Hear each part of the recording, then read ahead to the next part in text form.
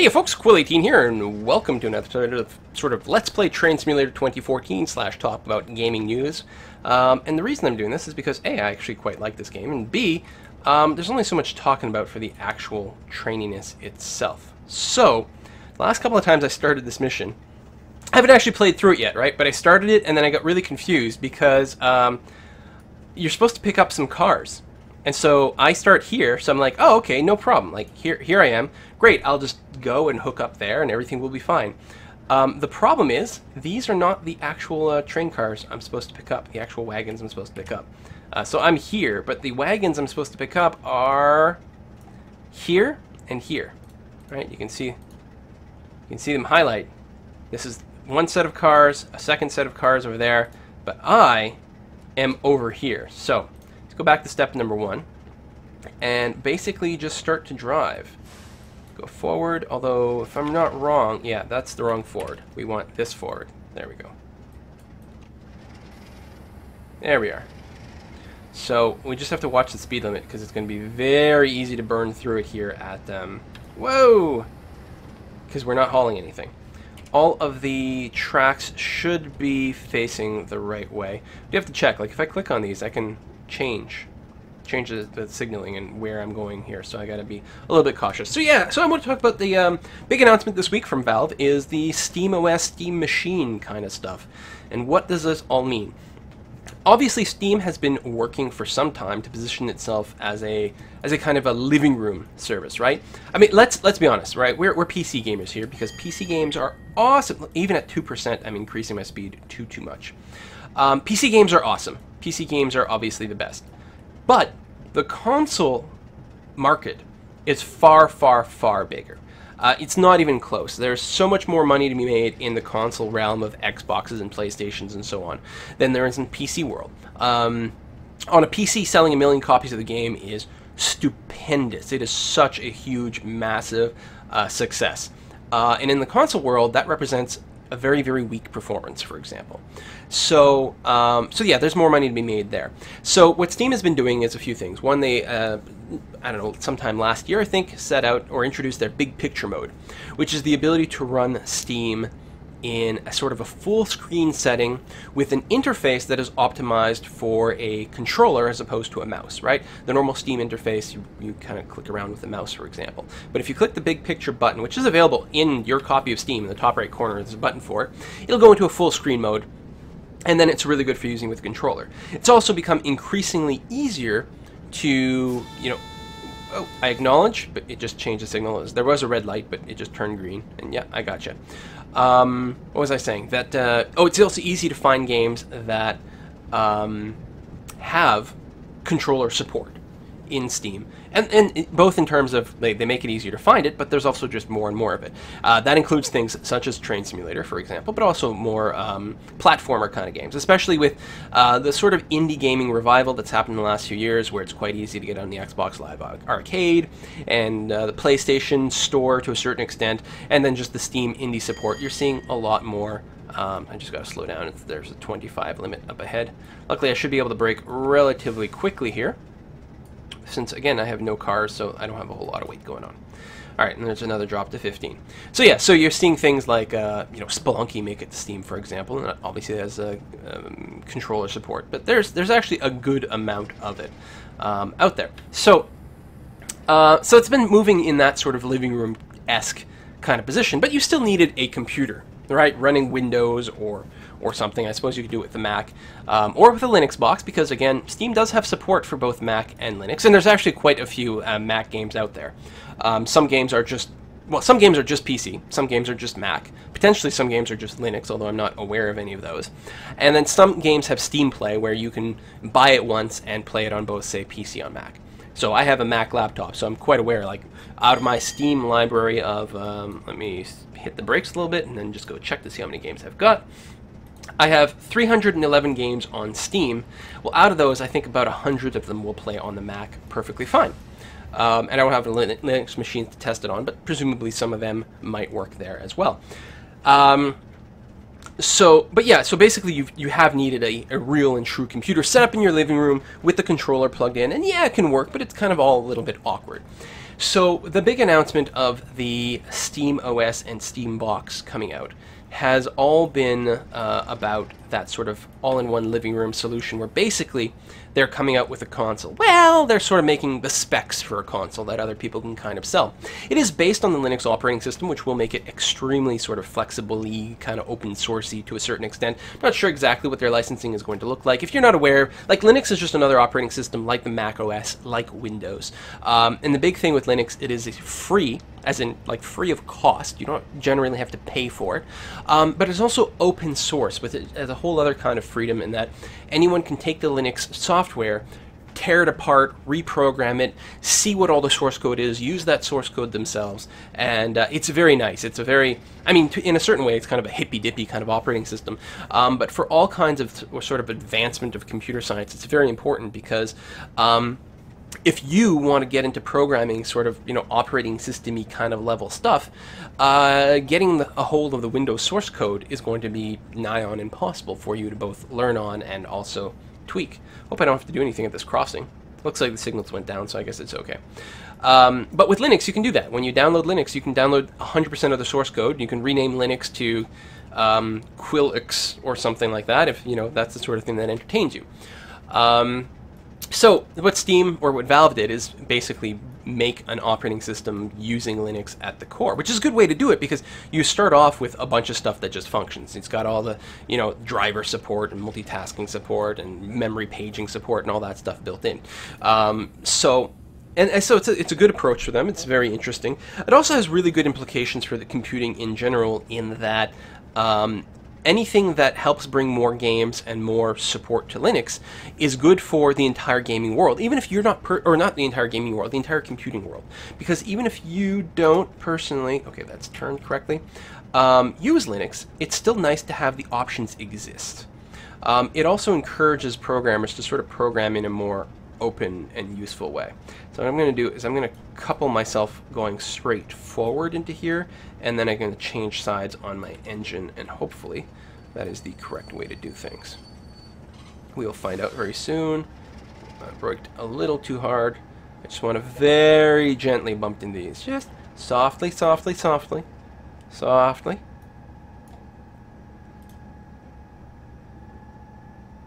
Kill the engine. And tap. And then close the coupling. There we go. So, I don't know what the color of these is. That me in the red? Is that... Maybe that's me. And then a red brake there. I don't know. So the forward view, that's the old forward view. We want to hit plus to turn ourselves around. There we go. I can go front and back. Good. Let me pause from our discussion here briefly, so that I can, okay, I find myself, I'm here, that's all set up properly, so I can pull out forward out of this, but then I have to somehow get up here. How am I going to do that? How do I turn around? I got a couple to the back of, wait.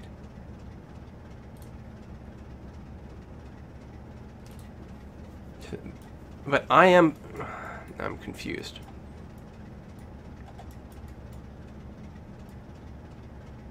I have no idea how I'm going to turn around. Well, I guess I don't have to. Oh, yeah, no, it's fine, because I can pull out forward, come through here, stop, and then back up to there, and hook it up to the back end of my setup. Okay, no, this is great. This is going to be fine. Nothing to worry about here, guys. Everything is groovy. So, let us move forward. Which is that forward. Good. Go to max speed, and then we'll pull it down. Gonna have to be a little bit more careful with our acceleration and deceleration now that we've got a load. We also don't want to go too fast through these little zigzaggies. I think at 15 you're still okay. But the last thing we want to do is spill a bunch of petroleum all over the place. That would be... Well, I'm guessing that would be an instant failure. Not to mention an ecological disaster. I like watching them snake around. Okay, good. So, yeah. So, oh, Linuxy things is good. Because, okay, Linux is a great operating system, but the reason I don't run it personally is because I need something that'll let me run all my games, for example. I do like it on a work computer situation, although these days I quite like the Mac as a work computer for my programming. It's got a lot of really good text editors, which is really all that matters, and it's got a Unixy kind of operating system in the background, in that I can open up a terminal line and basically do most of the things I could do in Linux. But it might be actually better to run in Linux proper. But especially as a home computer, that's not really an option that I feel that I have, just because the gaming situation is not great. And there's no reason that Linux couldn't be a great gaming engine. Except that, one, it needs proper support from video card manufacturers. NVIDIA and AMD, I guess, have to really give proper love and attention to the platform so that the games can visually run quickly enough, right? So you get good frame rates and all the graphic niceties and no crashes and whatever, which has been a problem in the past. I am technically speeding, even though it didn't tell me. Maybe until you go 1 over, it doesn't complain? Hadn't actually noticed that. So yeah, one is the graphic driver thing, and is that a red light coming up? It may be. No, I think that's on the other track.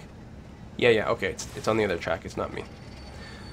And yeah, and the other thing is just the games have to support it properly, and there's no real reason why the games couldn't do it most of the time. Some of the file system manipulation was going to be a little bit different, but other than that, I mean, there's OpenGL is available everywhere. The DirectX thing is a bit of more of a question mark, but they could do it. Anyway, hopefully this will encourage more developers to actually properly support Linux, because what it does is you just sort of program your stuff in a more operating system agnostic style, which should mean that ideally you end up with a game that will run on everything, Linux, Mac, and whatever other alternative operating system people come up with. And yeah, like I keep saying, options are really good.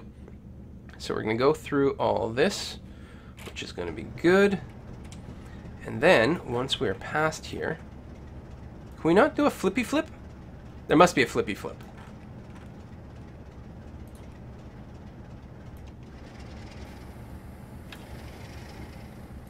Hang on a sec.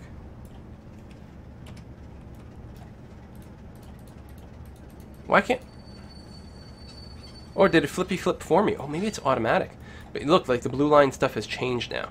So I think now if I hit reverse, release the brake, hit the gas.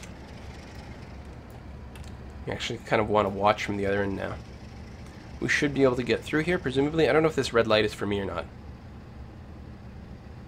And again, I don't think I want to exceed 15 through this little wibble wobble. It might be fine, I'm not sure. But I'm hoping we get to go this way now. Everything is red, but I'm hoping it's red for other people. Okay, yeah, it should be sending me straight through here. Good, I didn't realize these areas would be automated. Because some of the areas you have to manually switch. Okay. I clearly haven't done this this route before, because otherwise I would, I would know all this. Good. So we're just going to keep going backwards. Anyway, so yeah, SteamOS, potentially very, very, very cool. I mean, living room gaming, I don't know how likely it is that I'm going to do that, but it may be the case. I mean, there's nothing that beats a nice big screen, especially if more party games come out. I don't know, it's interesting that Steam is doing it. They have come out with a really bizarre controller, though. It's a controller with twin touchpads. Not, analog sticks, not D-pads, but two actual just touchpads. One for each thumb to sort of control things. And I have no idea what that's going to feel like, ultimately. It does seem really strange. I don't go too fast because there's a 15 coming up, but I really could have gotten a little bit more speed going on here. There's a fair amount of distance still, so we're going to be okay. This, I have a feeling that I'm taking way longer for this mission than should be the case. Let's start slowing down. There was that sign already. There we go. We can keep it at 15. I think I'm being way too cautious with my speed, but try not to lose too many points here for speeding. There's a proper 15. Maybe that other sign was just 15 coming up. Was the other one a circle, or was it maybe a triangle or something? Like, I don't know if one was a warning, perhaps. Could be. And we're definitely not getting speed notices for anything at the 15.1 whatever. So I guess you have to be a full kilometer over to get a speeding warning. So let's take a look at the actual yard setup to make sure that everything is okay. Yeah, and it is. Good. Alright, we let off a little bit of our speed, but that's alright. Yes, you can see some of the track changes are manual and some of them are automatic. I mean, again, I'm not a huge train buff. I just acknowledge that they're interesting, and they're more interesting than most people give them credit for. But I'm not knowledgeable. I have the potential for a bit of an interest. And I'm going way too fast. Emergency brake, emergency brake. You lose points for it, but not too many, and hopefully less than causing a huge fucking explosion. Alright. Coupling here. Good. Drop these back at the main yard in siding 1. You will have some more wagons to add to these afterwards. Really? More? Alright, so we're going to go in forward mode, release the brake, and start advancing forward. So now... Wow, okay. Quite a bit to go before the drop-off. Alright, let's go full speed and see what we can do here. I'm going to be really excited if I complete like a second mission successfully. I have not had a particularly good track record with this game. And that's even in simple control mode, but I feel like I've just got a better hang of things than I ever did in the 2013 version. I mean, I only played a few missions here or there. But, I don't know. Maybe I never paid quite as much attention.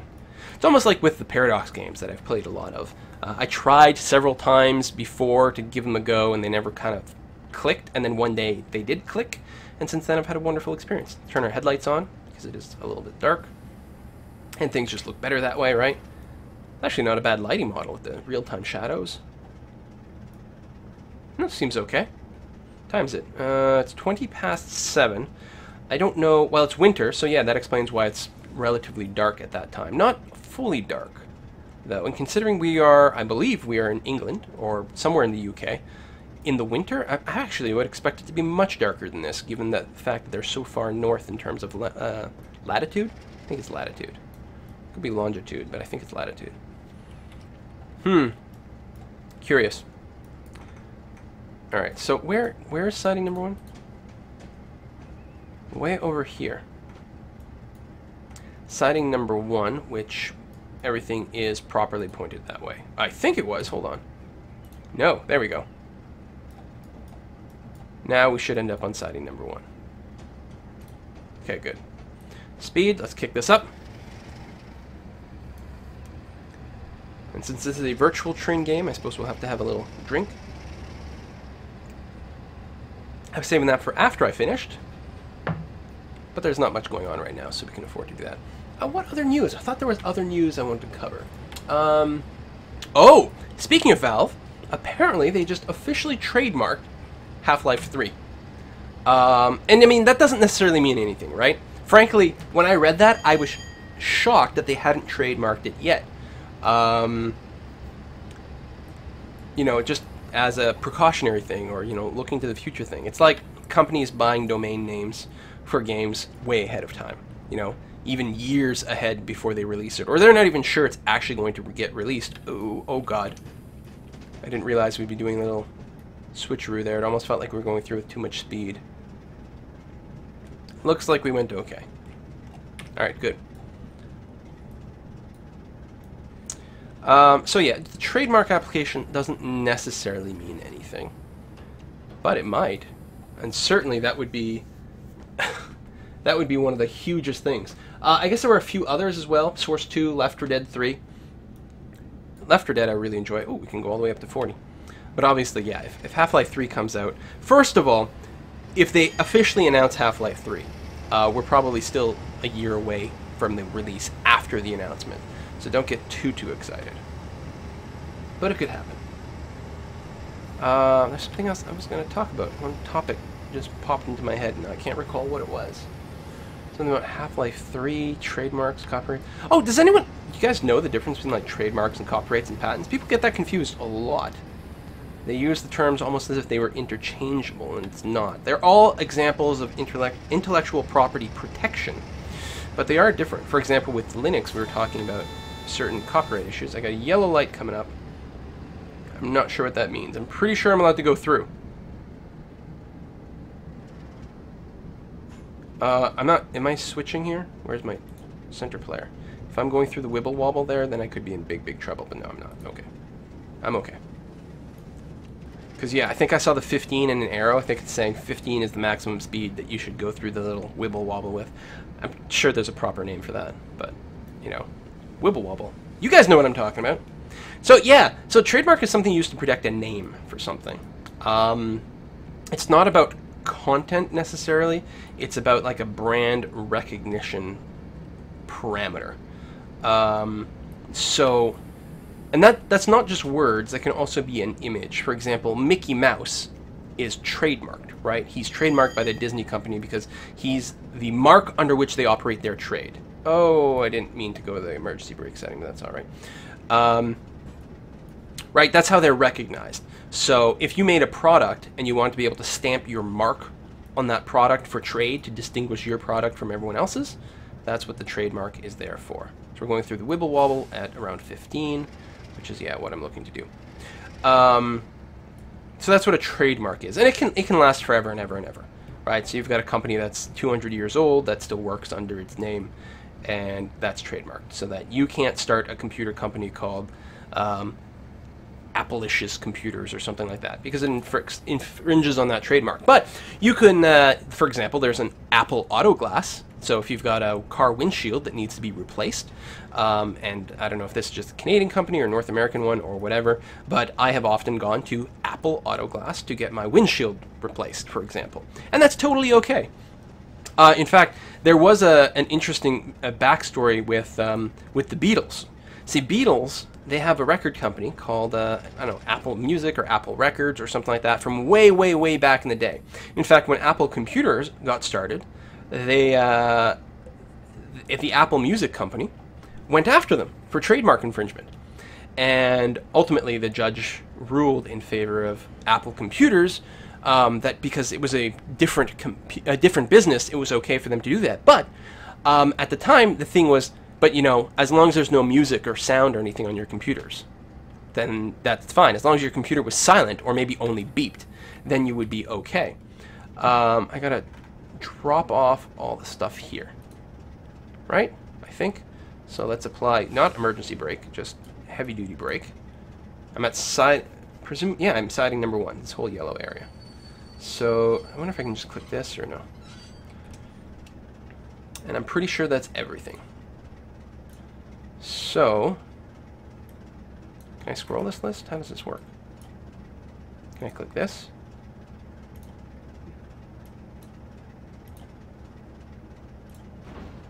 Operational error? Why? Because I did 2 ticks? Come on. Come on. I don't know what it's yelling at me for. Okay, where's coal number 1? Go via coal number 1. I dropped off at siding number 1. What are you complaining about? I'm here. I dropped it off. Son of a... I clearly did something wrong. Anyway, coal number 1. I think I can go straight through...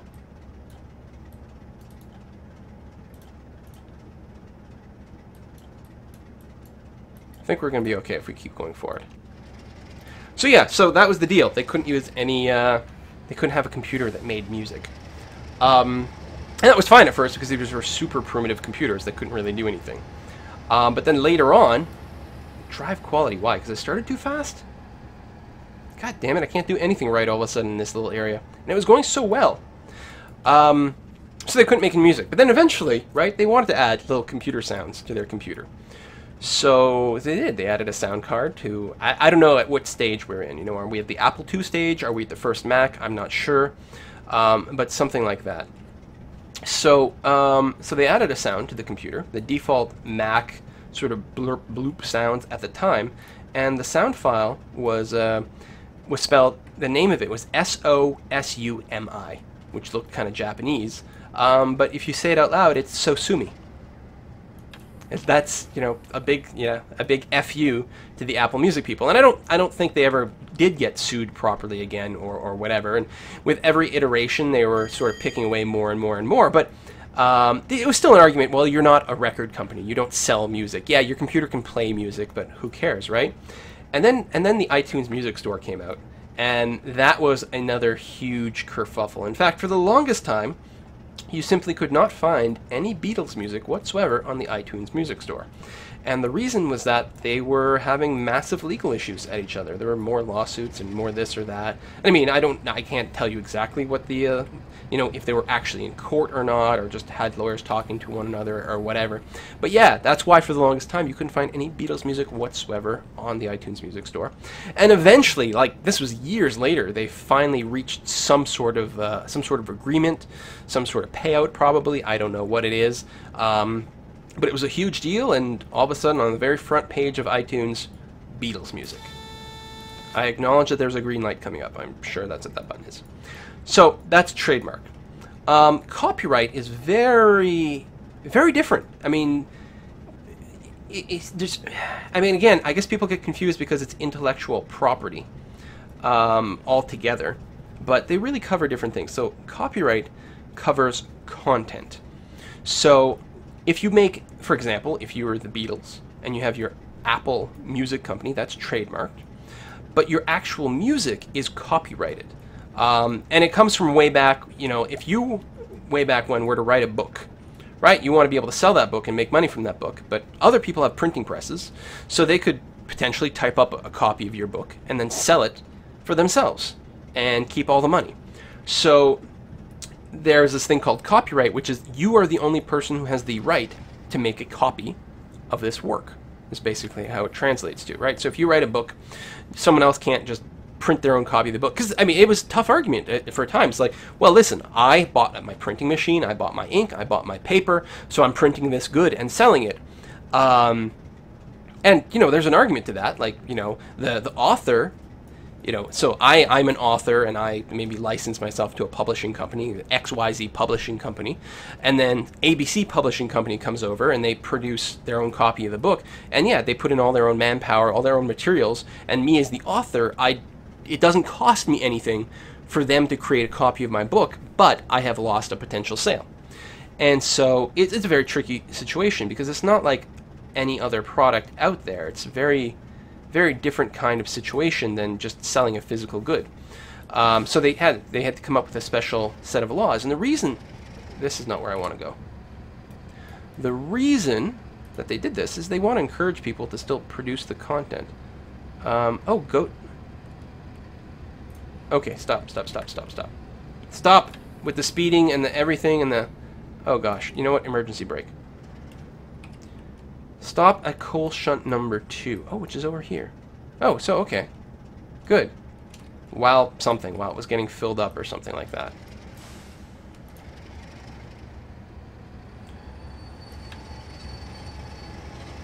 Alright, let's try this again. Drive quality, yeah. I don't blame it. Lots of stops and starts. Pretty rough. Minus 1,300 points to date. I am not getting any medals. That is pretty clear. Okay, let's start slowing as we go into this little shunt over here. I think we're waiting for something to fill up, I think was the idea. Hopefully we're through enough. Nope, a little bit more, I think. Oh, no, we just have to wait. Okay, good. Yeah, so what would happen is it would be less incentive for people to, say, write novels and then publish them because anyone could just copy them, right? So these copyright laws were put out to encourage, give them the go-ahead to shunt the HAAs back to the main yard, couple them to the wagons already there to finish. Yeah, it's probably because I broke my load in 2. I just didn't know how to scroll that list. I'll have to go and check that out. So I guess what I can do first of all is I can flip my engine view around. That's good. So now I can be going forward again. Aha, I thought about that. I didn't think I was far enough through. Stop.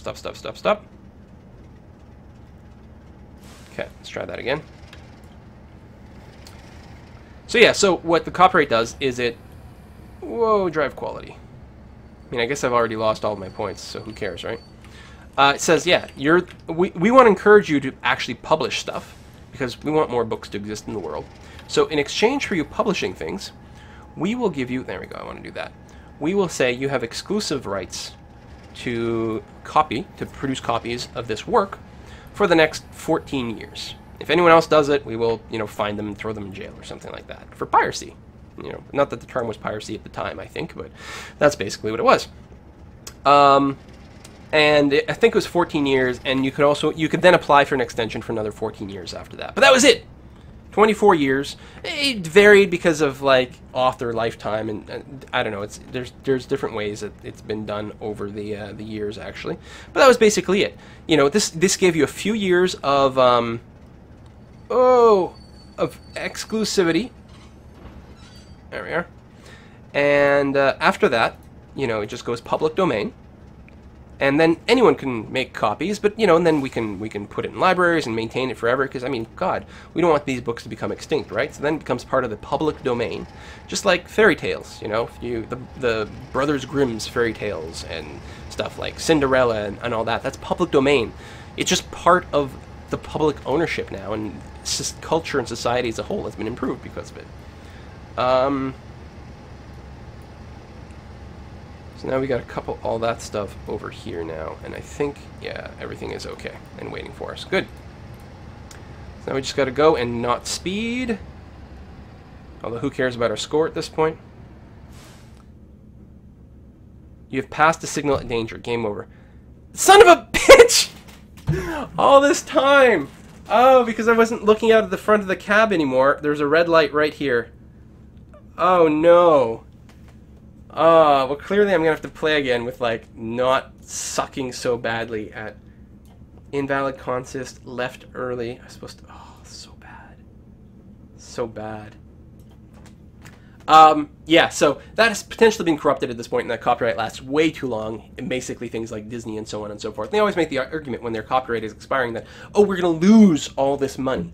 Well, no, you're not going to lose the money. It wasn't yours to belong with. These stories and these musics, these old songs, like Happy Birthday is actually a song that's copyrighted. You're not actually allowed to go and perform or sing Happy Birthday in a public location without paying royalties to someone, which is crazy because it's been around for, like, I don't know, 1,000 years? Okay, not quite that long, but it has been around a long time, and it's clearly part of the public domain because no one associates it with anything like that anymore.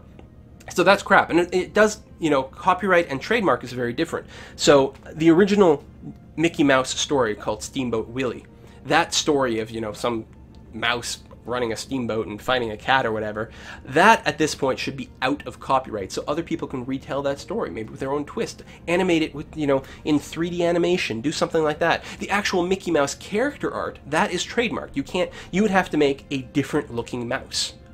But the story would be part of just global human culture, and so that's important. Anyway, we haven't talked about patents or patents, depending on where you're from, but I guess we won't be able to do that today because I fail at training. See you next time, folks. Bye-bye.